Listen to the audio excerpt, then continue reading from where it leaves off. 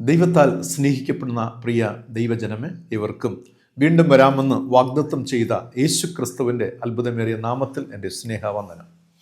ഏറ്റവും ധന്യവും അനുഗ്രഹിക്കപ്പെട്ടതുമായ ഈ കർത്തൃദിവസത്തിൻ്റെ പ്രഭാതത്തിനായി നമുക്ക് ദൈവത്തെ സ്തുതിക്കാം, സ്തോത്രം ചെയ്യാം. വീണ്ടും ഒരിക്കൽ കൂടെ നീമതി യേശുവെ ഈ ചാനലിലൂടെ ദൈവവചനം കേൾക്കുവാൻ കർത്താവ് നമുക്ക് നൽകുന്ന ഭാഗ്യത്തിനായിട്ട് നമുക്ക് ദൈവത്തെ മഹത്വപ്പെടുത്താം. ഏവർക്കും പ്രാർത്ഥനയോടുകൂടെ ഇന്നത്തെ ഈ ശുശ്രൂഷയിലേക്ക് പ്രവേശിക്കാം. യഹോവയിൽ ആശ്രയിക്കുന്നവർ കുലുങ്ങാതെ എന്നേക്കും നിൽക്കുന്ന സിയോൻ പർവ്വതം പോലെ ആകുന്നു. കണ്ണുകളടയ്ക്കാം, ദൈവത്തോട് പ്രാർത്ഥിക്കാം. സകല അനുഗ്രഹങ്ങളുടെയും നന്മകളുടെയും ഉറവിടമായിരിക്കുന്ന പരിശുദ്ധനായ സ്വർഗീയ പിതാവാം നല്ല ദൈവമേ, സൈന്യങ്ങളുടെ ദൈവമായ കർത്താവ് പരിശുദ്ധൻ പരിശുദ്ധൻ പരിശുദ്ധൻ എന്ന് സറാഫുകളുടെ ആർപ്പിൻമത്തി വസിക്കുന്ന വല്ലഭനായ ദൈവത്തെ അങ്ങ് ഞങ്ങൾ മഹത്വപ്പെടുത്തുന്നു. അപ്പോൾ അവിടുത്തെ പുത്രനിലൂടെ ഞങ്ങൾക്ക് ലഭിച്ച രക്ഷയ്ക്കായി സ്തോത്രം ചെയ്യുന്നു.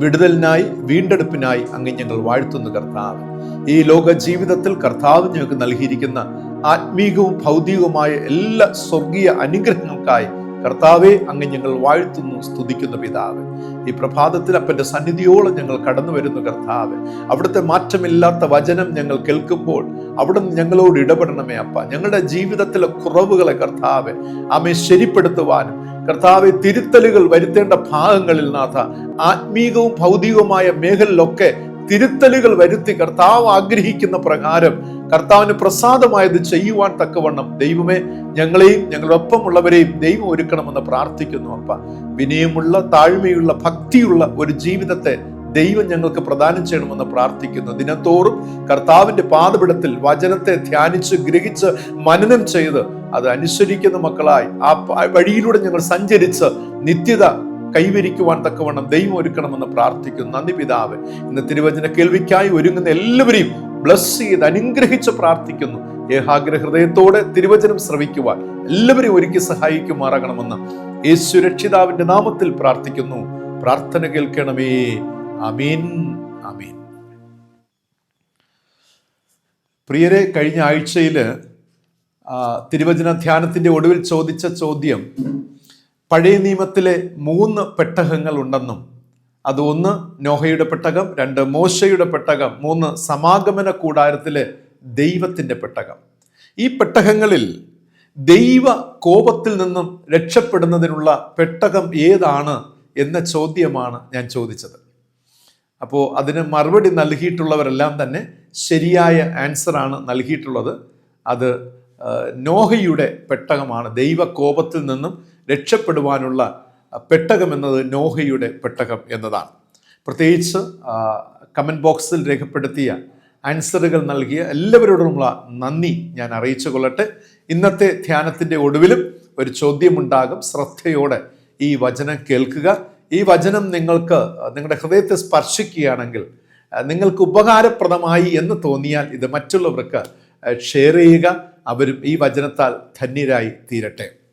ഇന്നത്തെ ചിന്തയ്ക്ക് ആധാരമായി എടുത്തിരിക്കുന്ന തിരുവചന വേദഭാഗം 2 രാജാക്കന്മാരുടെ പുസ്തകം 4-ാം അധ്യായം 42 മുതൽ 44 വരെയുള്ള വചനങ്ങളെ ആസ്പദമാക്കി അത്ഭുതങ്ങളുടെ രഹസ്യം എന്ന ചിന്താവിഷയമാണ് ഇന്ന് നാം ധ്യാനിക്കുവാനായിട്ട് പോകുന്നത്.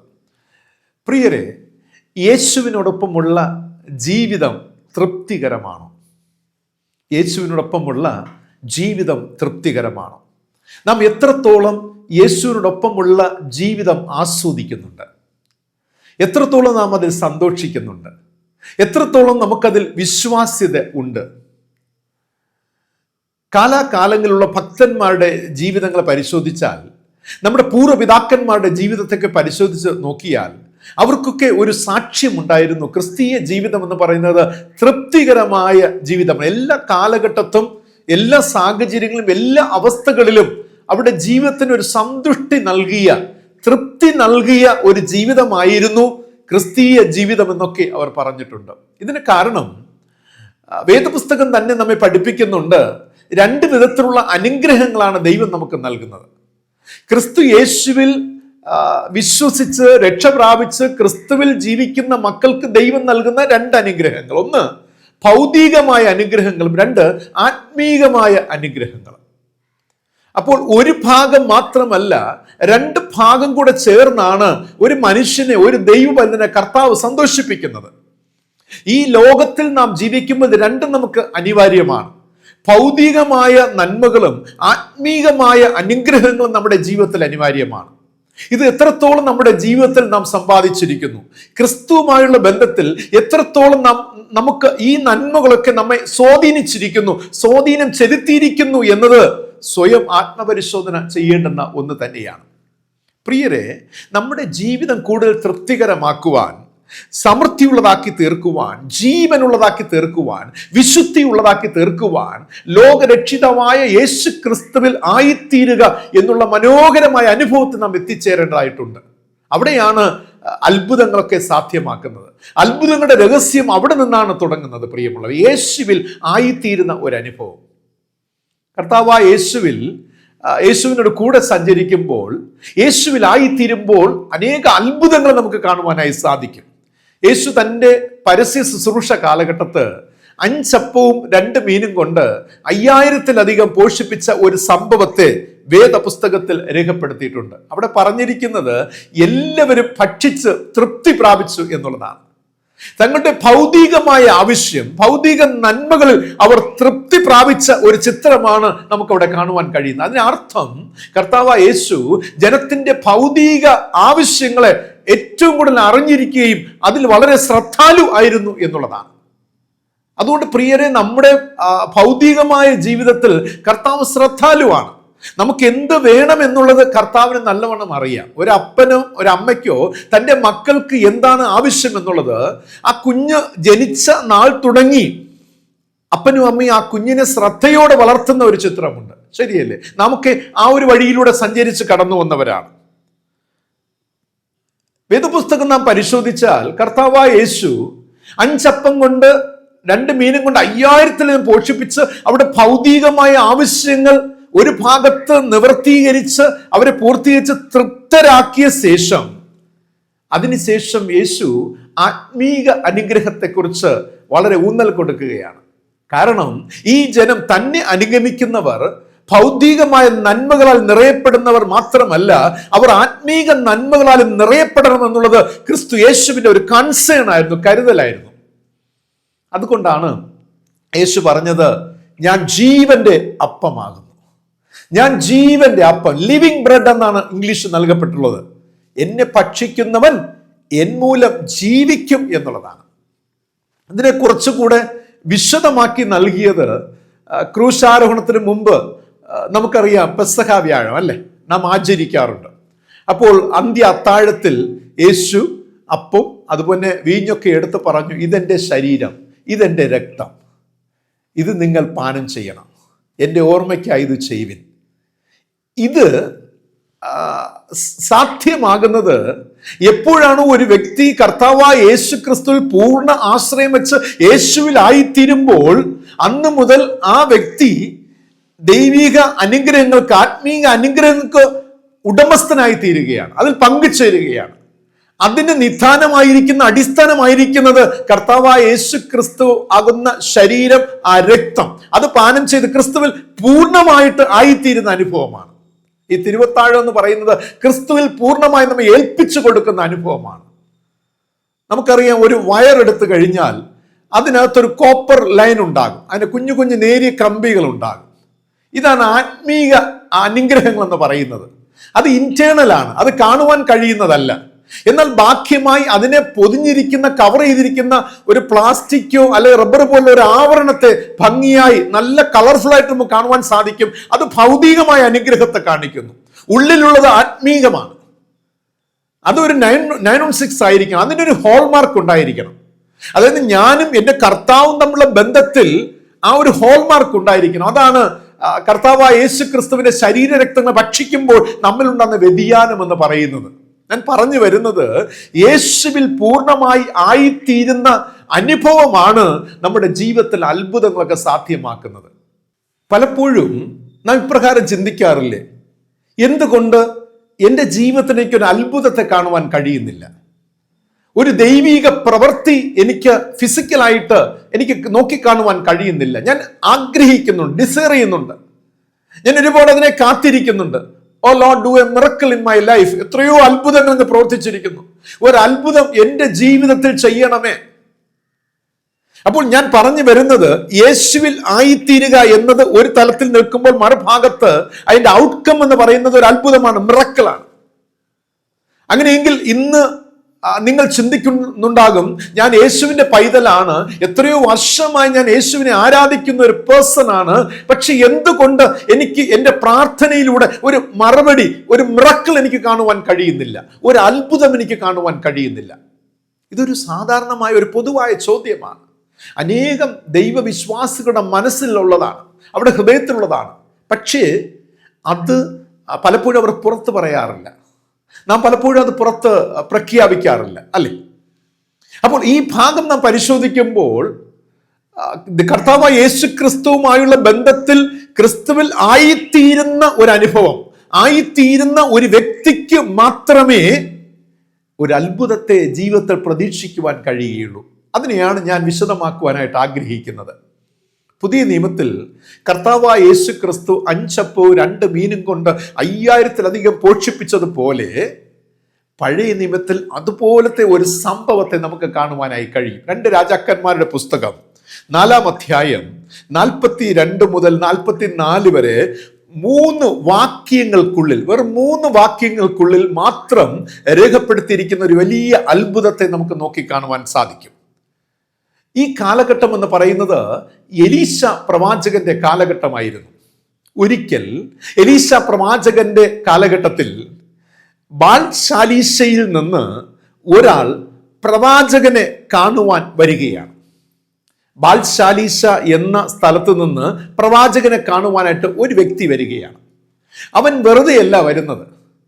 അവന് ആ ആണ്ടിൽ ലഭ്യമായ നന്മകൾ, തൻ്റെ കൃഷിഫലങ്ങൾ, അതിൽ ആദ്യ ഫലത്തെ പ്രവാചകന് സമർപ്പിക്കുവാനായിട്ട് കൊണ്ടുവരികയാണ്. കൊണ്ടുവരുന്നത് 20 യവത്തപ്പവും മലരും കൊണ്ടുവരികയാണ്. 20 എണ്ണമാണ് അതിൽ പറഞ്ഞിരിക്കുന്നത്. 20 യവത്തപ്പവും മലരും കൊണ്ടുവരികയാണ്. ഈ കൊണ്ടുവരുന്നത് ഒരു പൊക്കണ സഞ്ചി എന്നാണ് അവിടെ രേഖപ്പെടുത്തിയിരിക്കുന്നത്. ഒരു പൊക്കണത്തിൽ കൊണ്ടുവന്നു എന്നാണ് രേഖപ്പെടുത്തിയിരിക്കുന്നത്. ഇന്നൊക്കെ നമുക്കറിയാം, ദശാംശം കൊടുക്കുന്നവരുണ്ട്, ആദ്യ ഫലം ദൈവാലയത്തിൽ കൊണ്ടുവയ്ക്കുന്നവരുണ്ട്, ദൈവദാസന്മാർക്ക് കൊടുക്കുന്നവരുണ്ട്, സുവിശേഷ പ്രവർത്തനങ്ങൾക്കായിട്ട് ആദ്യ ഫലം സമർപ്പിക്കപ്പെടുന്നവരുണ്ട്. ഇതുപോലെ തന്നെ ആ കാലഘട്ടത്തും ആദ്യ ഫലം, അന്ന് ആ കാലഘട്ടത്തിൽ ഉണ്ടായിരുന്ന ദിവ്യനായ പ്രവാചകന് വേണ്ടിയിട്ട് ഈ മനുഷ്യൻ ബഹുദൂരം സഞ്ചരിച്ച് തൻ്റെ പൊക്കണത്തിൽ 20 യവത്തപ്പവും മലരുമായിട്ട് കടന്നു വരികയാണ്. എത്ര സന്തോഷമുള്ള അനുഭവം അല്ലെ? കാരണം ഈ മനുഷ്യൻ അത്രത്തോളം എലീശ പ്രവാചകന്റെ ജീവിതത്തെയും ശുശ്രൂഷകളെയും കുറിച്ച് വ്യക്തമായി ബോധ്യപ്പെട്ടിട്ടുണ്ടാകണം, അല്ലെ? എങ്കിൽ മാത്രമേ നമുക്ക് നൽകുവാൻ കഴിയുകയുള്ളൂ. നമ്മുടെ അധ്വാനത്തിൽ ഒരു നന്മ നാം കൊടുക്കുന്നു എങ്കിൽ അത് ആർക്കാണോ കൊടുക്കുന്നത് അതിനെക്കുറിച്ച് ഒരു വ്യക്തമായ ബോധ്യം നമുക്കുണ്ടെങ്കിൽ മാത്രമേ നാം അത് ചെയ്യുകയുള്ളൂ. ഈ മനുഷ്യൻ അതുപോലെ ചെയ്യുകയാണ്. എലീശ പ്രവാചകന്റെ ശുശ്രൂഷകളെ വ്യക്തമായി മനസ്സിലാക്കിയിട്ടെന്ന വണ്ണം ഇത് ആദ്യ ഫലവുമായി ബഹുദൂരം സഞ്ചരിച്ച് കടന്നു വന്ന പ്രവാചകന് നൽകുവാൻ ഒരുങ്ങുകയാണ്. ഇത് കണ്ട മാത്രമേ തന്നെ ഇതാ ഈ മനുഷ്യൻ എലീശ പ്രവാചകന്റെ അടുക്കൽ വന്നു. ഇത് കണ്ട മാത്രയിൽ തന്നെ വേഗത്തിൽ എലീശ പ്രവാചകൻ തൻ്റെ ബാല്യക്കാരനോട് പറയുകയാണ്, നീ അത് വാങ്ങി തനിക്ക് മുന്നിൽ വിശന്നിരിക്കുന്നവർക്ക് നൽകുവാൻ ആവശ്യപ്പെടുകയാണ്. ഇത് നിങ്ങൾ മറന്നു പോകരുത്, ഈ ഒരു പ്രവാചകന്റെ ഈ ഒരു വാക്ക്. നീ അത് വാങ്ങി, ഈ മനുഷ്യന്റെ കയ്യിൽ നിന്ന് വാങ്ങി എൻ്റെ മുൻപിൽ ഇരിക്കുന്ന ധാരാളം പേരുണ്ട്, ഈ വിശന്നിരിക്കുന്നവർക്ക് നൽകുക ഭക്ഷിപ്പാനായി എന്ന് പറയുകയാണ്. അപ്പോൾ ബാല്യക്കാരൻ എലീശയോട് പറയുകയാണ്, യജമാനനെ 20 യവത്തപ്പവും മലരുമാണ് ഇതാ ഇപ്പോൾ കൊണ്ടുവന്നിട്ടുള്ളത്. പക്ഷേ ഇവിടെ 100-ലധികം ആളുകളുണ്ട്. ഇതാ നമ്മുടെ മുന്നിൽ 100-ലധികം ആളുകളുണ്ട്. ഞാനിത് എങ്ങനെ 100 പേർക്ക് വിളമ്പും? അങ്ങ് പറഞ്ഞത് ശരിയാണ്, കൊണ്ടുവന്നത് നല്ല കാര്യമാണ്. പക്ഷേ ഈ 20 യവത്തപ്പവും മലരും 100-ലധികം ആളുകൾ, ഈ 100 പേർക്ക് ഞാനിത് എങ്ങനെ വിളമ്പും? എങ്ങനെ ഇത് പങ്കുവെച്ച് കൊടുക്കും? കണക്ക് ശരിയല്ലല്ലോ. എങ്ങനെ കൂട്ടിയാലും എങ്ങനെ അത് മുറിച്ചാലും ഇത് തൃപ്തികരമായിട്ട് ചെയ്യുവാൻ കഴിയുകയില്ലല്ലോ. അതുകൊണ്ട് യാതൊരു പ്രയോജനവും ഉണ്ടാകുകയില്ലല്ലോ. ഒരു അപ്പത്തിന്റെ ഒരു ചെറിയ ചെറിയ പീസായപ്പോൾ അതുകൊണ്ട് യാതൊരു പ്രയോജനവുമില്ല, എത്ര തന്നെ അത് മുറിച്ചാലും. അതുകൊണ്ട് ഞാനിത് എങ്ങനെ 100 പേർക്ക് വിളമ്പും എന്ന് പറയുകയാണ്. ജീവിതത്തിൽ പലപ്പോഴും ഈ ചോദ്യം നമുക്കുണ്ടാകും. എൻ്റെ വരുമാനം അല്പമാണ്, എൻ്റെ ആരോഗ്യം അല്പമാണ്, എൻ്റെ ശേഷി അല്പമാണ്, എൻ്റെ വിദ്യാഭ്യാസം അല്പമാണ്, എൻ്റെ കഴിവുകൾ അല്പമാണ്, അതുകൊണ്ട് എനിക്കിത് എങ്ങനെ ചെയ്യുവാൻ സാധിക്കും? അതുകൊണ്ട് എനിക്ക് എങ്ങനെ മുന്നോട്ട് പോകുവാൻ കഴിയും? ഇന്ന് എൻ്റെ റിസോഴ്സ് വിഭവങ്ങൾ വളരെ കുറവാണ്, എനിക്ക് നൽകപ്പെട്ടിരിക്കുന്ന വിഭവങ്ങൾ വളരെ വളരെ തുച്ഛമായ അനുഭവമാണ്, ഇതിൽ എനിക്ക് എങ്ങനെ ഇങ്ങനെ ഒരു സംഭവം ചെയ്യുവാനായി സാധിക്കും? പ്രിയമുള്ളവരെ, ഈ ഒരു ചോദ്യം എക്കാലത്തും ദൈവജനത്തെ ഭരിക്കുന്നുണ്ട്. അല്പമല്ലേ ഉള്ളൂ, അല്പശേഷിയല്ലേ ഉള്ളൂ, അല്പ ആരോഗ്യമല്ലേ ഉള്ളൂ, എനിക്ക് എങ്ങനെ ഇതിന് സാധിക്കും? എങ്ങനെ ആ ഒരു ടാർഗറ്റിൽ എത്തുവാനായിട്ട് സാധിക്കും? ലക്ഷ്യസ്ഥാനത്ത് എത്തുവാൻ കഴിയുമോ? ഇതെനിക്ക് എന്നാൽ എങ്ങനെ കഴിയും? എൻ്റെ കുടുംബത്തിൽ എനിക്ക് 2-3 മക്കളുണ്ട്, എനിക്ക് എങ്ങനെ അവരെ ആ ഒരു ഡെസ്റ്റിനേഷനിൽ ഒരു സേഫ് സോണിൽ എത്തിക്കുവാനായി സാധിക്കും? എൻ്റെ കയ്യിൽ അങ്ങനെയുള്ള റിസോഴ്സ് ഒന്നും ഇല്ലല്ലോ, വിഭവങ്ങളില്ലല്ലോ. ആ സമയത്ത് എലീശ ബാല്യക്കാരനോട് പറയുകയാണ്, ജനത്തിന് കമാൻഡ്മെന്റ് ആണ്, കൽപ്പനയാണ്, നോക്കണേ, ഒരു ഓർഡർ ചെയ്യാണ്, ജനത്തിന് അത് തിന്മാൻ കൊടുക്കാൻ, അവർ അത് തിന്നുകയും ശേഷിപ്പിക്കുകയും ചെയ്യും എന്ന് യഹോവ അരുളി ചെയ്യുന്നു എന്ന് പറഞ്ഞു. നോക്കണേ പ്രിയമുള്ളവരെ, ഈ വാക്യം, ഈ സ്റ്റേറ്റ്മെന്റും നിങ്ങൾ മറന്നു പോകരുത്. എലീശ പ്രവാചകൻ, നീ അവർക്ക് തിന്മാൻ കൊടുക്ക, കമാൻഡ്, നീ അവിടെ സംശയിക്കാതെ, നീ പതറിപ്പോകാതെ, നീ പിന്നിലേക്ക് പോകാതെ, നിന്റെ ചിന്തകൾ, നിന്റെ ധാരണകൾ നീ പുറകിലേക്ക് പോകരുത്, നീ അവർക്ക് തിന്മാൻ കൊടുക്ക, അവർ അത് തിന്നുകയും ഈ 100-ലധികം വരുന്ന ജനങ്ങൾ തിന്നുകയും അവർ ശേഷിപ്പിക്കുകയും ചെയ്യുമെന്ന് പറയുകയാണ്. എന്ന് ആരാ അരുളി ചെയ്യുന്നത്? യഹോവയായ ദൈവം അരുളി ചെയ്യുന്നു എന്ന ഒരു വലിയ കോൺഫിഡൻസോട് കൂടെ പറയുന്ന ഒരു ചിത്രം കാണുവാനായി സാധിക്കും. എൻ്റെ ചോദ്യം ഇതാണ്, എൻ്റെ ചോദ്യം തന്നെ നിങ്ങൾക്കും ഉണ്ടാകും, ഇതെപ്പോ ദൈവം പറഞ്ഞു കാണും? അല്ലെ, എലീശ പ്രവാചകനോട് ഇത് എപ്പോൾ പറഞ്ഞു കാണും? കാരണം ഈ മനുഷ്യൻ അപ്പോൾ വന്നതേയുള്ളൂ, തൻ്റെ പൊക്കണത്തിൽ 20 യവത്തപ്പവും മലരുമായി വന്നതേയുള്ളൂ. ഇത് നീട്ടി കൊടുക്കുന്ന സമയത്ത് എലീശ പ്രവാചകൻ പറയുകയാണ്, ഇത് ഇവർക്ക് വാങ്ങി കൊടുക്കുവാനായിട്ട്, ഭക്ഷിപ്പാൻ കൊടുക്കുവാനായിട്ട് ബാല്യക്കാരനോട് പറയുന്നു. ബാല്യക്കാരൻ പറയുന്നു, ഇതെങ്ങനെ വിളമ്പും? ആ സമയത്ത് പെട്ടെന്ന് യഹോവയായ ദൈവം അരുളി ചെയ്യുന്നു, അത് കൊടുക്കാം. ഇതെപ്പോഴാണ് യഹോവയായ ദൈവം എലീശയോട് അരുളി ചെയ്തത്? വിത്തിൻ മൈന്യൂട്ട് സെക്കൻഡിൽ നടക്കുന്ന കാര്യങ്ങളാണ്, സെക്കൻഡുകൾക്കുള്ളിൽ നടക്കുന്ന കാര്യമാണ്. വിശദമായി നാം അത് പഠിക്കുവാൻ പോവുകയാണ്. അവിടെ വചനം പറയുന്നത്, അങ്ങനെ പ്രവാചകന്റെ വാക്ക്, കോൺഫിഡൻസ്, വിശ്വാസം എന്ന വാക്ക് കേട്ട് ബാല്യക്കാരൻ വിളമ്പി തുടങ്ങി. അവർക്ക് വിളമ്പിക്കൊടുത്തു. യഹോവയുടെ വചനപ്രകാരം അവർ തിന്നുകയും ശേഷിപ്പിക്കുകയും ചെയ്തു എന്ന് രേഖപ്പെടുത്തിയിരിക്കുകയാണ്. ഹല്ലേലൂയ, ആമേൻ.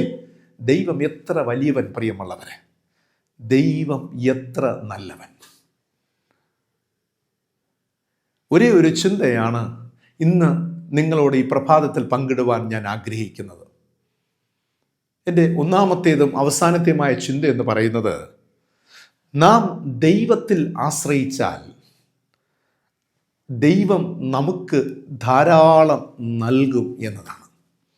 നാം ദൈവത്തിൽ ആശ്രയിച്ചാൽ ദൈവം നമുക്ക് ധാരാളമായി നൽകും എന്നതാണ്. ആമേൻ. ഈ ധാരാളമായി നൽകും എന്നത് എന്താണ്? അത് ഞാൻ ആമുഖമായി പറയട്ടെ. 2 കാര്യങ്ങൾ ഞാൻ ആമുഖത്തിൽ സൂചിപ്പിച്ചതുപോലെ തന്നെ, ഒന്ന് ഭൗതിക അനുഗ്രഹങ്ങളും മറ്റൊന്ന് ആത്മീക അനുഗ്രഹങ്ങളും.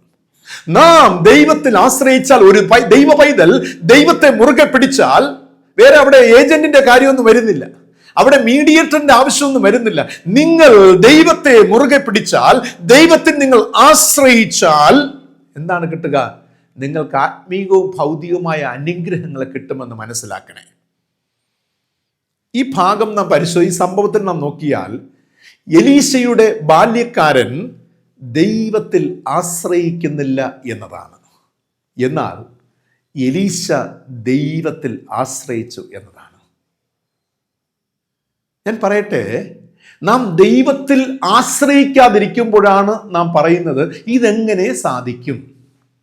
How it possible? ഞാൻ ദൈവത്തിൽ ആശ്രയിക്കാതിരിക്കുമ്പോൾ ഞാൻ പറയുന്ന കാര്യമാണ് ഇതെങ്ങനെ നടക്കും, ഇതെങ്ങനെ സാധിക്കും, ഇത് ആര് ചെയ്യും, എപ്പോൾ സംഭവിക്കും, ഇതൊക്കെ നടക്കുന്ന കാര്യമാണോ? ദൈവത്തിൽ ആശ്രയിക്കാത്ത ഒരു വ്യക്തി പറയുന്നതാണ്. എന്നാൽ ദൈവത്തിൽ ആശ്രയിക്കുന്ന വ്യക്തി പറയും, യെസ്, അത് നടക്കും, അത് സാധിക്കും, ദൈവത്തിന് സകലവും സാധ്യമല്ലോ, ദൈവം അരുളി ചെയ്യുന്നു, അത് സംഭവിക്കുക തന്നെ ചെയ്യും. ഭയങ്കര കോൺഫിഡൻസ് ആണ്. കാരണം 20 യവത്തപ്പവും മലരും മാത്രമേ ഉള്ളൂ കയ്യിൽ. അപ്പോഴും ഇത് പറയുമ്പോഴും അത് മാത്രമേ ഉള്ളൂ. തിന്നുകയും ശേഷിപ്പിക്കുകയും 100-ലധികം വരുന്ന ആളുകൾ തിന്നുകയും ശേഷിപ്പിക്കുകയും ചെയ്യുമെന്ന് പറയുമ്പോഴും ഉള്ളതെന്താണ്? 20 യവത്തപ്പവും മലരും മാത്രമാണ്, അധികമൊന്നുമില്ല. ആ സമയത്താണ്, ഈ കുറവിന്റെ നടുവിലാ പറയുന്നത്, ഇവർ തിന്നുകയും ശേഷിപ്പിക്കുകയും ചെയ്യും. അതാണ് കോൺഫിഡൻസ്, ദൈവത്തിലുള്ള ആശ്രയം. ദൈവത്തിലുള്ള എലീശയുടെ ആശ്രയം ദൈവിക കരുതലിനെയും ദൈവിക അത്ഭുതത്തെയും ഈ എലീശയുടെ ശുശ്രൂഷയിൽ കൊണ്ടുവന്നു എന്നുള്ളതാണ്. ഒന്ന് സങ്കല്പിച്ച് നോക്കുക, എലീശ പ്രവാചകൻ ദൈവത്തിൽ ആശ്രയിക്കാതെ ഇരുന്നു എങ്കിൽ ഈ അത്ഭുതം നടക്കുമായിരുന്നു. എലീശ പ്രവാചകൻ ദൈവത്തിൽ ആശ്രയിക്കാതെ ഇരുന്നു എങ്കിൽ ഈ സംഭവം, ഈ ഒരു അത്ഭുതം നടക്കുമായിരുന്നു. ഞാൻ മനസ്സിലാക്കുന്നത് എലീശയ്ക്കുള്ളിലെ ദൈവാശ്രയം വളരെ ശക്തമായ ഒന്നായിരുന്നു. വളരെ കോൺക്രീറ്റ് ആയിട്ടുള്ള ഒരു അനുഭവമായിരുന്നു, എക്സ്പീരിയൻസ് ആയിരുന്നു. അതിൻ്റെ വിശ്വാസ്യതയോടെ, ഉറപ്പോടെയാണ്, നിശ്ചയദാർഢ്യത്തോടെ പ്രവൃത്തി ചെയ്യുവാൻ എലീശ പ്രവാചകൻ മുൻവരുന്നത്. എന്നെ ഏറ്റവും അത്ഭുതപ്പെടുത്തിയത്, പുതിയ നിയമത്തിൽ 5 അപ്പവും 2 മീനും കർത്താവായ യേശു സ്വർഗത്തിലോട്ട് ഇങ്ങനെ ഉയർത്തി വാഴ്ത്തിയ ശേഷമാണ് ഒക്കെ പങ്കിട്ടൊക്കെ കൊടുക്കുന്നത്. കർത്താവിനോടൊക്കെ പ്രാർത്ഥിച്ചു. പക്ഷെ ഇവിടെ ഈ ഭാഗത്തന്നെ കോൾമയിർ കൊള്ളിച്ച ഒരു അനുഭവം എന്ന് പറയുന്നത്, എലീശ ദൈവത്തോട് പ്രാർത്ഥിച്ചതായിട്ട് കാണുന്നില്ല. സ്വർഗത്തിലെ പിതാവായ ദൈവത്തിനോട് ഈ 20 യവത്തപ്പവും മലരും ഉയർത്തി പ്രാർത്ഥിച്ചതായി കാണുന്നില്ല. വേണ്ട, അത് ഉയർത്തിയില്ല, വെറുതെ ഒന്ന് പ്രാർത്ഥിച്ചതായിട്ടും കാണുന്നില്ല. എലീശ ഡയറക്റ്റ് പ്രവൃത്തിയിലേക്ക് ഇറങ്ങി വരികയാണ്. ആമേൻ. ഡയറക്റ്റ് പ്രാർത്ഥിക്കാതെ പ്രവൃത്തിയിലേക്ക് ഇറങ്ങി വരികയാണ്. ചോദ്യം, ഏതൊരു കാര്യത്തിനും പ്രാർത്ഥിക്കാതെ പ്രവൃത്തിയിലേക്ക് ഇറങ്ങി വന്നാൽ അത്ഭുതത്തെ കാണുവാൻ കഴിയുമോ? ഏറ്റവും ഇന്നത്തെ ധ്യാനത്തിന്റെ കാതലായ ഭാഗത്തേക്ക് നാം പ്രവേശിക്കുകയാണ്. എന്തായിരിക്കും ഇതിന്റെ രഹസ്യം? എലീശ പ്രാർത്ഥിക്കുന്നില്ല, ഈ 20 യവത്തപ്പവും മലരുമെടുത്ത് സ്വർഗത്തിലേക്കൊന്നും അത് വാഴ്ത്തുന്നില്ല, വാഴ്ത്താതെ പ്രവർത്തിക്കുക, ഡയറക്റ്റ് പറയുകയാണ്, ഇവർക്ക് വിളമ്പിക്കൊടുക്കുക, തിന്മാൻ കൊടുക്കുക, ഇറ്റ് വിൽ ഹാപ്പൻ. അവർ തിന്നുകയും ശേഷിപ്പിക്കുകയും ചെയ്യും, അവർക്ക് ഭക്ഷിപ്പാൻ കൊടുക്കുക, ഇത്രയേ ഉള്ളൂ പറഞ്ഞു. ഇങ്ങനൊരു അത്ഭുതം ഒരിക്കൽ നടന്നു. കാനാവിലെ കല്യാണ വീട്ടിൽ യേശു എൻ്റെ ശിഷ്യന്മാരോട് പറഞ്ഞു, എന്താണ്, പച്ചവെള്ളം കോരി കലങ്ങളിലെല്ലാം നിറച്ചു, അതിനുശേഷം പറഞ്ഞു വിരുന്നുവാഴികൾ കൊണ്ടുപോയി കൊടുക്കുക, ഇത്രയേ ഉള്ളൂ. ഓർഡർ മാത്രമേ ഇട്ടുള്ളൂ, പ്രവൃത്തി മാത്രം. ആ സെയിം പാറ്റേൺ ഇവിടെ നടക്കുകയാണ്. എന്തായിരിക്കും ഇതിൻ്റെ രഹസ്യം? എൻ്റെ ദൈവശാസ്ത്ര ചിന്തയിൽ എനിക്ക് മനസ്സിലാക്കുവാൻ കഴിഞ്ഞ കാര്യത്തെയാണ് നിങ്ങളോട് ഇനി പറയുവാൻ പോകുന്നത്. ഒന്ന്, ഈ അത്ഭുതത്തിൻ്റെ രഹസ്യം എന്ന് പറയുന്നത്, എലീശയ്ക്ക് ദൈവത്തോടുണ്ടായിരുന്ന ശക്തമായ ബന്ധം അത് ആന്തരികമായതായിരുന്നു, ഇന്റേണൽ ആയിരുന്നു, ബാഹ്യമല്ലായിരുന്നു. ആമേൻ, ആമേൻ.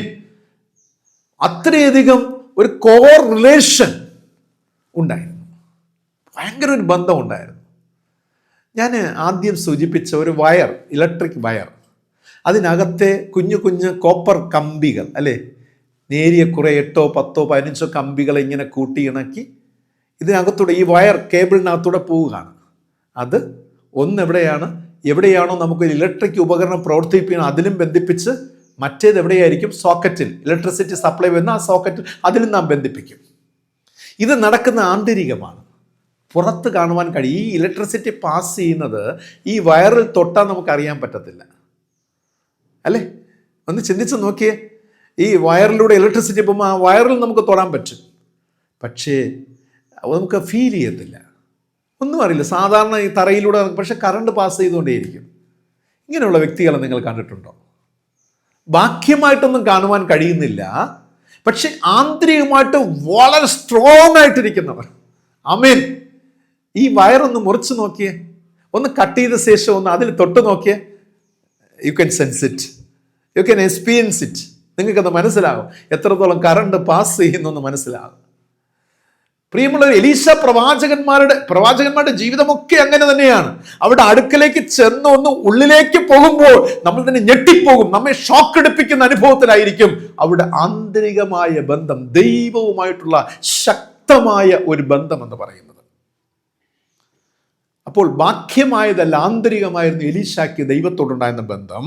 2, എലീശയ്ക്ക് ദൈവത്തിലുണ്ടായിരുന്ന വിശ്വാസ്യത, കോൺഫിഡൻസ് വളരെ ഉന്നതമായിരുന്നു. ആമേൻ.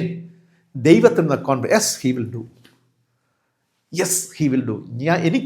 എനിക്ക് ആന്തരികമായി എൻ്റെ ദൈവവുമായിട്ടുള്ള ബന്ധമുണ്ടല്ലോ, ആ ബന്ധത്തിൻ്റെ അടിസ്ഥാനത്തിൽ എനിക്കറിയാം God will do this miracle.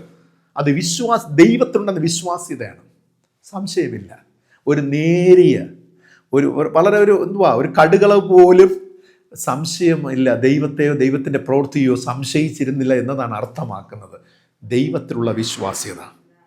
അതിനാലാണ് ആ കോൺഫിഡൻസിനോടുകൂടെയാണ് പറഞ്ഞത്, എന്താണ്? അവർ തിന്നുകയും ശേഷിപ്പിക്കുകയും ചെയ്യും എന്ന് യഹോവയായ ദൈവം അരുളി ചെയ്യുന്നു.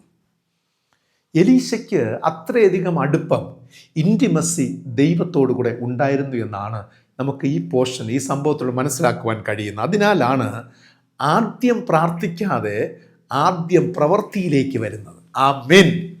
ആദ്യം പ്രാർത്ഥിക്കാതെ അവൻ പ്രവൃത്തിയിലേക്ക് വരുവാനുള്ള കാരണം അത്രയധികം ഇൻറ്റിമസി, ദൈവമായിട്ടുള്ള അടുപ്പം അവൻ എത്രയോ വർഷങ്ങൾ കൊണ്ട് ദൈവമായിട്ടുണ്ടായിരുന്നു എന്നതാണ്. ദൈവം ചില സമയങ്ങളിൽ നാം പ്രാർത്ഥിക്കുന്നതിനായി കാത്തിരിക്കാറുണ്ട്. ദൈവം ചില സമയങ്ങളിൽ നാം പ്രാർത്ഥിക്കുന്നതിനായി കാത്തിരിക്കാറുണ്ട്. എന്നാൽ മറ്റു ചില സമയങ്ങളിൽ അധിക സമയവും ദൈവം നമ്മിൽ നിന്നും ആഗ്രഹിക്കുന്നത് നാം ആദ്യം പ്രവർത്തിക്കണമെന്നുള്ളതാണ്. നാം ആദ്യം പ്രവർത്തിക്കണമെന്നുള്ളതാണ്. അതിനായി ദൈവം ദാഹിക്കുന്നുണ്ട്, കൊതിക്കുന്നുണ്ട്. ഇപ്പോൾ നിങ്ങൾക്കൊരു കൺഫ്യൂസായി കാണും. ഇത്രയും വർഷം കേട്ട് വന്ന പ്രസംഗങ്ങൾ അതിനൊക്കെ വിപരീതമായിട്ടാണല്ലോ ഇപ്പോൾ കേൾക്കുന്നത്, അല്ലേ? യെസ്, ഇത്രയും നാൾ കേട്ടുവന്ന എന്താണ്? ഏതൊരു കാര്യത്തിനും ആദ്യം പ്രാർത്ഥിക്കണമെന്നാണ്. ഇപ്പോൾ ഇതാ പറയുന്നു ആദ്യം എന്താണ്? പ്രവർത്തിക്കണമെന്നുള്ളത്. നിങ്ങൾ കൺഫ്യൂസ് ആകേണ്ട കാര്യമൊന്നുമില്ല. Please don't be confused. ഞാൻ വിശദമാക്കാം. അതായത് ദീർഘനാളുകൾ കൊണ്ട് നിങ്ങൾ ദൈവവുമായുള്ള ബന്ധത്തെ നിങ്ങൾ പണിതിട്ടുണ്ടെങ്കിൽ, ദൈവവുമായിട്ടുള്ള ബന്ധം നിങ്ങൾ പടിപ്പടിയായി അത് വളർത്തിയെടുത്തിട്ടുണ്ടെങ്കിൽ, നിങ്ങൾക്ക് ദൈവത്തോടുള്ള ഇഷ്ടം, സ്നേഹം, വിശ്വാസം, നിശ്ചയദാർഢ്യം, ദൈവത്തിലുള്ള ആശ്രയം ദീർഘനാളുകൾ കൊണ്ട് ആന്തരികമായി നിങ്ങളത് മേക്ക് ചെയ്തിട്ടുണ്ടെങ്കിൽ, ഇവകളിൽ നിന്നുകൊണ്ട് നിങ്ങൾക്ക് ധൈര്യത്തോട് നിങ്ങൾക്ക് പ്രവർത്തിക്കുവാൻ നിങ്ങൾക്ക് സാധിക്കുമെന്നുള്ളതാണ്. പ്രവൃത്തിയിലേക്ക് ഇറങ്ങുവാൻ കഴിയുമെന്നതാണ്. അവിടെ പ്രാർത്ഥന എന്ന് പറയുന്നത് it is not a matter at all എന്നുള്ളതാണ്. ഹല്ലേലൂയ, ആമേൻ. നിങ്ങൾ മനസ്സിലാകുന്നുണ്ടോ? ഈ വയറിനകത്ത് ഞാൻ പറഞ്ഞു, ബാഹ്യമായി കാണുന്ന ഈ കളർഫുൾ ആയിട്ടുള്ള ഒരു വയറിനകത്ത്, അതിനകത്ത് 10-15 കമ്പികൾ. ചില വയറിൽ കമ്പികളുടെ എണ്ണം കുറവായിരിക്കും. കോപ്പർ കമ്പികളുടെ, നേരിയ കമ്പികളുടെ എണ്ണം കുറവായിരിക്കും. അതിനർത്ഥം ആ വയർ ക്വാളിറ്റി കുറഞ്ഞതാണ്. അതിൻ്റെ കമ്പികളുടെ എണ്ണം കൂടുന്തോറും അതിൻ്റെ ക്വാളിറ്റി കൂടുതലാണ്. ഒരു ഇലക്ട്രീഷ്യനോട് ചോദിച്ചാൽ പറഞ്ഞു തരും. അതിനകത്തെ അതിൻ്റെ ക്വാളിറ്റി കൂടുന്നത്, എണ്ണം കൂടുമ്പോഴാണ് ക്വാളിറ്റി കൂടുന്നത്. അപ്പോൾ ഇതിന്റെ എണ്ണം, ദൈവവുമായുള്ള ആന്തരിക ബന്ധത്തിന്റെ ശക്തി എത്രത്തോളം കൂടിയിരിക്കുന്നുവോ, എത്രത്തോളം സ്ട്രോങ് ആയിരിക്കുന്നുവോ, എണ്ണത്തിൽ അധികമായി ക്വാളിറ്റിയും ക്വാണ്ടിറ്റിയും ഒക്കെ വളരെ ടോപ്പിൽ നിൽക്കുന്നുവോ, നിങ്ങൾ അവിടെ പിന്നെ വേറെ ഒന്നും ചെയ്യേണ്ട, പ്ലഗിൽ കൊടുത്താൽ പ്രവർത്തിച്ചാൽ മാത്രം മതി, ലൈറ്റ് കത്തുമെന്നുള്ളതാണ്. നിങ്ങൾ പ്രവൃത്തിയിലേക്ക് ഇറങ്ങിയാൽ മാത്രം മതി, നിങ്ങൾക്ക് അത്ഭുതത്തെ കാണുവാൻ സാധിക്കും. ആമേൻ. ഇവിടെ പല സമയത്തും നമുക്ക് സംഭവിക്കുന്നത്, പ്രതികൂല സാഹചര്യങ്ങൾ വരുമ്പോൾ ഓടി ദൈവത്തിൻ്റെ അടുക്കിലേക്ക് പോകും. അപ്പോൾ വേദപുസ്തകത്തെ ചേർത്ത് പിടിക്കും, ഉപവസിക്കും, പ്രാർത്ഥിക്കും. കാണുന്നതും കാണാത്തതുമായ ദൈവദാസന്മാരെയൊക്കെ വിളിക്കും ഫോണിൽ, അച്ചോ പാസ്റ്ററെ ഒന്ന് പ്രാർത്ഥിക്കണം, എന്നെ വിഷയത്തിലേക്ക് ഞാൻ ഭയങ്കര പ്രതിസന്ധി കൂടെ പോവുകയാണ്. ഒരു വലിയ ഒരു വെപ്രാളത്തിലായിത്തീരുകയാണ്. ഒരു ഭയങ്കര മനസ്സൊക്കെ ഇങ്ങനെ ചഞ്ചലപ്പെട്ട് വല്ലാത്ത ഒരു അവസ്ഥയിലേക്ക് ആയിത്തീരുകയാണ്. കാരണം എന്താണ്? ഇക്കഴിഞ്ഞ കാലമൊക്കെ ബാഹ്യമായ ക്രൈസ്തവ ജീവിതത്തിലായിരുന്നു ജീവിച്ചു വന്നത്. ബാഹ്യമായത് ആചാരങ്ങളും മുറകളും ക്രമങ്ങളും കൃത്യമായി പാലിച്ചു വന്നു. ഒന്നൊഴികെ ദൈവമായിട്ടുള്ള ഇന്റേണൽ റിലേഷൻഷിപ്പ്, ദൈവമുള്ള ആത്മീക ബന്ധം ഒഴികെ ബാക്കി എല്ലാത്തിലും പെർഫെക്റ്റ് ആയിരുന്നു. ഒരു സ്ട്രഗിൾ വന്നപ്പോൾ എന്താണ്? എത്രയോ പ്രാർത്ഥനയ്ക്കായി ഓടുകയാണ്, വിരഞ്ഞോടുകയാണ്, പ്രാർത്ഥനയ്ക്കായി ഓടുകയാണ്. പലപ്പോഴും അത്ഭുതങ്ങൾ കാണുവാൻ കഴിയുന്നില്ല. എന്തുകൊണ്ട്? ദൈവവുമായിട്ട് ബന്ധം ഇല്ലാത്തതിനാൽ. കാരണം നമുക്കറിയാം, ഞാൻ പ്രാർത്ഥിച്ചു കഴിഞ്ഞാൽ ഇത് നടക്കത്തില്ല, ഞാൻ പ്രാർത്ഥിച്ചു കഴിഞ്ഞാൽ അല്ലെങ്കിൽ പ്രാർത്ഥിച്ചാൽ പ്രവൃത്തി നടക്കത്തില്ല. കാരണം എനിക്ക് എൻ്റെ ദൈവത്തോടുള്ള വിശ്വാസ്യത വളരെ കുറവാണ്. എനിക്ക് എൻ്റെ ദൈവത്തോടുള്ള ഇന്റിമസി, അടുപ്പം അത് വളരെ കുറവാണ്. അത് മെലിഞ്ഞ അനുഭവമാണ്, സൂക്ഷിച്ചിരിക്കുകയാണ്, അത് രോഗിയായ അനുഭവമാണ്. ഒരു ചാവാറായ സേക്ഷിപ്പ് പോലുള്ള ഒരു ബന്ധം മാത്രമേ എനിക്കും എൻ്റെ ദൈവവുമായിട്ടുള്ളൂ. അതുകൊണ്ടാണ് ഞാൻ ഒരുപാട് പേരെ സെർച്ച് ചെയ്യുന്നത്. ഒന്ന് സഹായിക്കുക, ഒന്ന് എല്ലാവരുമായിട്ട് ചേർന്നൊന്ന് പ്രാർത്ഥിക്കുക, ഒന്ന് ആഞ്ഞു പിടിച്ചു കഴിഞ്ഞാൽ അല്ലെ, ഒരു കാട്ടിൽ നിന്ന് ഒരു വലിയ തടി നമ്മൾ റോഡിലേക്ക് കൊണ്ടുവരണമെങ്കിൽ ഒറ്റയ്ക്ക് കഴിയുന്നില്ല. കാരണം അതിനുള്ള സ്ട്രെങ്ത് എനിക്കില്ല. അപ്പോൾ ഞാൻ കുറേ പേരെയൊക്കെ കൂട്ടുകയാണ്. ആരുടെയെങ്കിലുമൊക്കെ ശക്തിയിൽ, ആരുടെയെങ്കിലുമൊക്കെ ബലത്തിൽ ഇതിനെ ഒന്ന് കയറ്റി റോഡരികിലേക്ക് എത്തിക്കുവാൻ കഴിയുമല്ലോ. നിങ്ങൾക്കിപ്പോൾ മനസ്സിലായെന്ന് വിശ്വസിക്കുന്നു. ഈ ഒരു രീതിയിലാണ് പല പ്രതികൂല സാഹചര്യങ്ങളും ദൈവജനം മുന്നോട്ട് പോയിക്കൊണ്ടിരിക്കുന്നത്. പ്രിയരെ, ദൈവം പ്രവർത്തിക്കും. He will do a miracle. ദൈവത്തിന് അത്ഭുതം പ്രവർത്തിപ്പാൻ തടസ്സമില്ല. പക്ഷേ പ്രശ്നം നമുക്കാണ്. നിന്നിലെ വിശ്വാസം എന്താണ്? ദൈവത്തോടുള്ള അടുപ്പം എന്താണ്? അത് ഇന്നലെ ഉണ്ടായതാണോ? അതോ ഇന്ന് രാവിലെ മുതൽ തുടങ്ങിയതാണോ? അതോ എത്രയോ കാലം കൊണ്ട് എൻ്റെ ദൈവത്തെ ഞാൻ നേരിട്ടറിയുന്ന ഒരു പേഴ്സണാണ്. എൻ്റെ ദൈവത്തിൻ്റെ പ്രവൃത്തികളെ, എൻ്റെ ദൈവത്തിൻ്റെ ഓരോ സ്പന്ദനങ്ങളും, ഹൃദയത്തിൻ്റെ ആഗ്രഹങ്ങളും തീവ്രമായ ചിന്തകളൊക്കെ ഞാൻ വളരെ ശക്തമായി മനസ്സിലാക്കുന്ന ഒരു വ്യക്തിത്വത്തിന് ഉടമയാണ് ഞാൻ. അങ്ങനെയുള്ള ദൈവവൈതലാണ്. ആ ദൈവവൈതൽ എനിക്കറിയാം. ഈ ഒരു കാര്യത്തിൽ ഞാൻ ഇറങ്ങിച്ചെന്നാൽ ഇറ്റ് വിൽ ഹാപ്പൻ, ഇത് സംഭവിക്കും. അങ്ങനെയുള്ള ഞാൻ ഇറങ്ങിച്ചെന്നാൽ, ഞാൻ പ്രവർത്തിച്ചാൽ മാത്രം മതി, ഇറ്റ് വിൽ ഹാപ്പൻ. പ്രവാചകന്മാരുടെ കാലഘട്ടത്തിൽ സംഭവിച്ചതൊക്കെ അത് തന്നെയാണ്. യേശുവിൻ്റെ കാലഘട്ടത്തിൽ സംഭവിച്ചതൊക്കെ അത് തന്നെയാണ്. ശിഷ്യന്മാരുടെ കാലഘട്ടത്തൊക്കെ സംഭവിച്ച അതിന് അത്ഭുതങ്ങൾ, അടയാളങ്ങൾ, മരിച്ചവരെ ഉയർപ്പിക്കുന്നത്, രോഗികളെ സൗഖ്യമാക്കുന്നത്, അസാധ്യമനെ സാധ്യമാക്കുന്നത്, ഇതൊക്കെ സംഭവിച്ചത് ദൈവമുള്ള ഇന്റിമസി, അടുപ്പം തന്നെയാണ് പ്രിയമുള്ളവരെ. വടി നീട്ടുക, ഇറ്റ് വിൽ ഹാപ്പൻ. ചെങ്കടൽ രണ്ടായി വിഭാഗിക്കുന്നത്, എരിഹോ പട്ടണമൊക്കെ ഇതെല്ലാം ബൈ ഫെയ്ത്ത് ആണ് പ്രിയമുള്ളത്. ദീർഘനാളുള്ള ഏതോ ഒരു മനുഷ്യന്റെ, ഏതോ ഒരു കുടുംബത്തിന്റെ, ഏതോ ഒരു വ്യക്തിയുടെ ദൈവത്തോടുള്ള ഇന്റിമസി ഉണ്ടല്ലോ, അതാണ് നയിക്കുന്നത് പ്രിയമുള്ളവരെ. ഇവിടെ ഞാനൊന്ന് കൂട്ടിച്ചേർക്കട്ടെ. ചില വീടുകളിൽ ഏതോ ഒരു മനുഷ്യന്റെ, ഒരു അമ്മയുടെ, ഒരു സഹോദരിയുടെ ദൈവത്തോടുള്ള അടുപ്പമാണ് ആ കുടുംബം നശിച്ചു പോകാതെ ഇന്നും മുന്നോട്ട് പോയിക്കൊണ്ടിരിക്കുന്നത്. ഏതോ ഒരു വ്യക്തി കരയുന്നുണ്ട്, എത്രയോ കാലമായി ആ വീട്ടിന് വേണ്ടി കരയുന്നുണ്ട്, തൻ്റെ മക്കൾക്ക് വേണ്ടി കരയുന്നുണ്ട്, ഭർത്താവിന് വേണ്ടി കരയുന്നുണ്ട്, ഭാര്യയ്ക്ക് വേണ്ടി കരയുന്നുണ്ട്. ഏതോ ഒരു വ്യക്തി ആ വീട്ടിൽ ദൈവത്തോട് ദീർഘനാളുകളായി ആന്തരികമായ ഇന്റേണൽ ആയിട്ടുള്ള റിലേഷൻഷിപ്പിൽ ദൈവവുമായിട്ട് ഇങ്ങനെ നിരന്തരമായി ബന്ധപ്പെട്ട് വരികയാണ്. അതിൻ്റെ ഔട്ട്കമാണ് ആ വീട് ഇന്നും നശിച്ചു പോകാതെ, ആ വ്യക്തി ആ വീട്ടിലെ വ്യക്തികൾ നശിച്ചു പോകാതെ ഇന്നും നിലകൊള്ളുന്നത്. ആമേൻ. പ്രിയമുള്ളവരെ, അത്ഭുതങ്ങൾ സാധ്യമാകുന്നത് അങ്ങനെയാണ്. ദൈവത്തിൽ ആശ്രയിക്കുക, മറ്റുള്ളതെല്ലാം ദൈവം ചെയ്യും. പ്രിയമുള്ളവരെ, ദൈവത്തിൽ ആശ്രയമുണ്ടെങ്കിൽ, ദീർഘനാൾ കൊണ്ട് ആശ്രയമുണ്ടെങ്കിൽ പ്രവൃത്തിയിലേക്ക് ഇറങ്ങിച്ചെല്ലുവാൻ നമുക്ക് സാധിക്കും. അവിടെ നമുക്ക് മറ്റൊരു പ്രാർത്ഥനയുടെ ആവശ്യം വേണ്ടി വരുന്നില്ല, അവിടെ ഒരു ഉപവാസത്തിൻ്റെ ആവശ്യം വേണ്ടി വരുന്നില്ല. അവിടെ ദൈവം, പക്ഷേ എത്ര പേർക്ക് അങ്ങനെ നിൽക്കുവാൻ കഴിയുമെന്ന് ചിന്തിക്കേണ്ടിയിരിക്കുന്നു. ദൈവത്തിലുള്ള പൂർണ്ണമായ ആശ്രയവും വിശ്വാസ്യതയും മുറുകെ പിടിച്ചുകൊണ്ട് നോക്കിക്കാണുക ദൈവം നിങ്ങൾക്ക് ചെയ്യുവാൻ പോകുന്നതിനെ. ദൈവം നിങ്ങൾക്ക് വേണ്ടി പ്രവർത്തിക്കാൻ പോകുന്ന നോക്കിക്കാണുക. ആ വിശ്വാസ്യതയോടെ, ആശ്രയത്തോടുകൂടെ.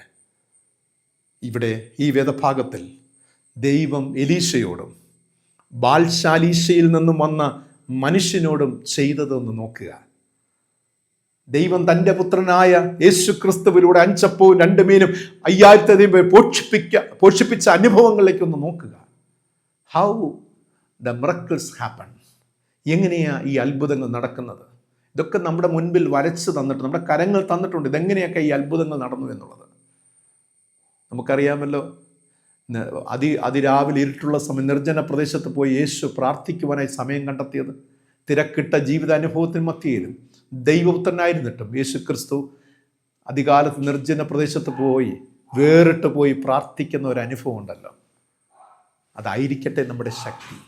അതായിരിക്കട്ടെ ഒരാവശ്യം വരുമ്പോൾ ഓടിച്ചെന്ന് പ്രാർത്ഥിക്കുന്നതല്ല, രാത്രിയും പകലും കൈയും കാലും ഇട്ടടിച്ച് പ്രാർത്ഥിക്കുന്നതല്ല, നിലവിളിക്കുന്നതല്ല. പ്രിയമുള്ളവരെ, നീ സുഖമായിരിക്കുമ്പോഴും നിന്റെ ജീവിതത്തിന്റെ ഈ കാര്യം ഏതൊരു കാലഘട്ടത്തും സിസ്റ്റമാറ്റിക് ആയിട്ട് പ്രാർത്ഥനയിൽ തന്നെ മുഴുകി ജീവിക്കുക, ദൈവാശ്രയത്തിൽ മുഴുകി ജീവിക്കുക, ദൈവത്തെ മുന്നിൽ നിർത്തുക. ആചാരങ്ങളും മുറകളും അല്ല പ്രിയമുള്ളവരെ. ഇന്ന് നമ്മുടെ സഭാപ്രസ്ഥാനങ്ങൾ നൽകുന്ന ക്രൈസ്തവ പ്രസ്ഥാനങ്ങൾ ഒരുക്കിയത് കുറേ ആചാരങ്ങളും അനുഷ്ഠാനങ്ങളൊക്കെ ഉണ്ട്. ഇതൊക്കെ ഡിപ്പെൻഡ് ചെയ്ത് പോയി നിനക്കൊരു അത്ഭുതത്തെ കാണുവാൻ കഴിയുമെന്ന് വിശ്വസിക്കരുത്.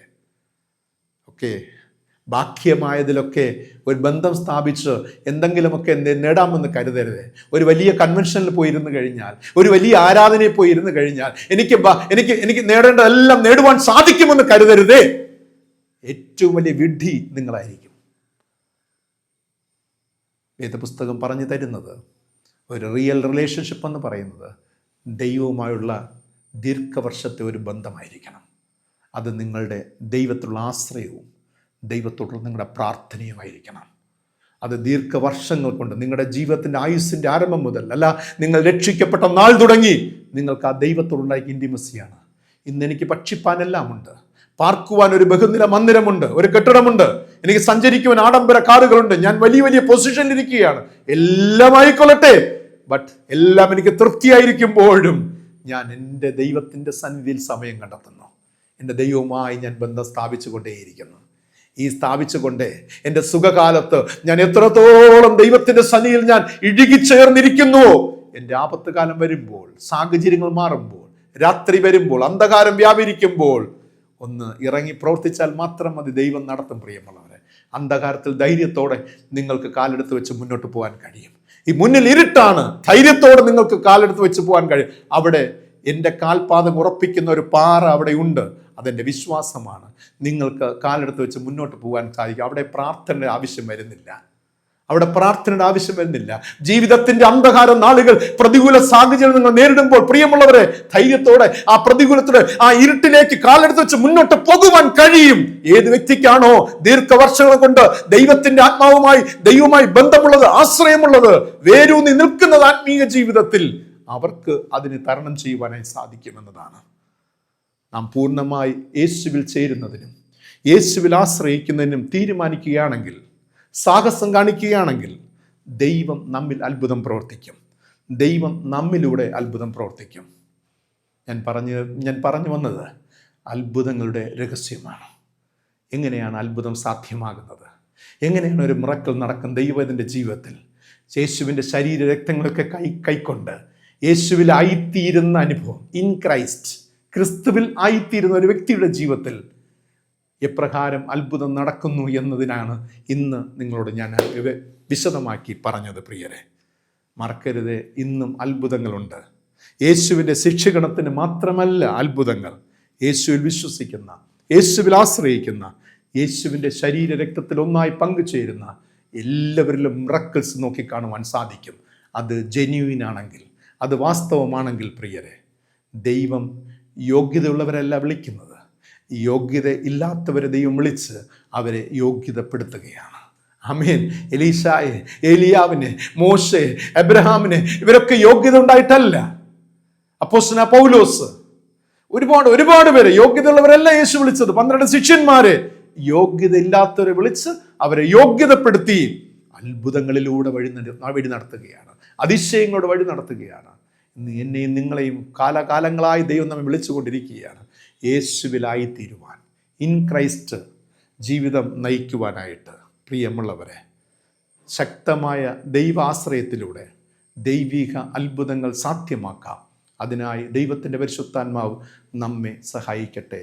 ആമേൻ. ഇന്നത്തെ ചോദ്യം ഇതാണ്: ദൈവ പുരുഷനായ എലീശയ്ക്ക് നൽകുവാൻ ബാൽശാലീശയിൽ നിന്നും വന്ന ആൾ ആദ്യ ഫലമായി കൊണ്ടുവന്നത് എന്താണ്? ബാൽശാലീശയിൽ നിന്നും ആദ്യ ഫലമായി പ്രവാചകന് കൊടുക്കുവാൻ ആ വ്യക്തി കൊണ്ടുവന്നത് എന്താണ്? നിങ്ങളുടെ ഉത്തരങ്ങൾ കമൻറ്റ് ബോക്സിൽ രേഖപ്പെടുത്തുക. ദൈവത്തിൻ്റെ പരിശുദ്ധാത്മാവ് നമ്മെ സഹായിച്ച് അനുഗ്രഹിക്കട്ടെ. കണ്ണുകളടയ്ക്കാം, ദൈവത്തോട് പ്രാർത്ഥിക്കാം. തലമുറ തലമുറയായി ഞങ്ങളുടെ സംഗീതവും കോട്ടയും, ഞങ്ങളുടെ ആശ്രയമായിരിക്കുന്ന സർവശക്തനായ സ്വർഗീയ പിതാവാം നല്ല ദൈവമേ, ഏറ്റവും അനുഗ്രഹിക്കപ്പെട്ട ഈ ദിനത്തിനായി സ്തോത്രം. ദൈവമേ, നൽകിയ നല്ല തിരുവെഴുത്തുകൾക്കായി, തിരുവചന ധ്യാനങ്ങൾക്കായി സ്തോത്രം ചെയ്യുന്നു.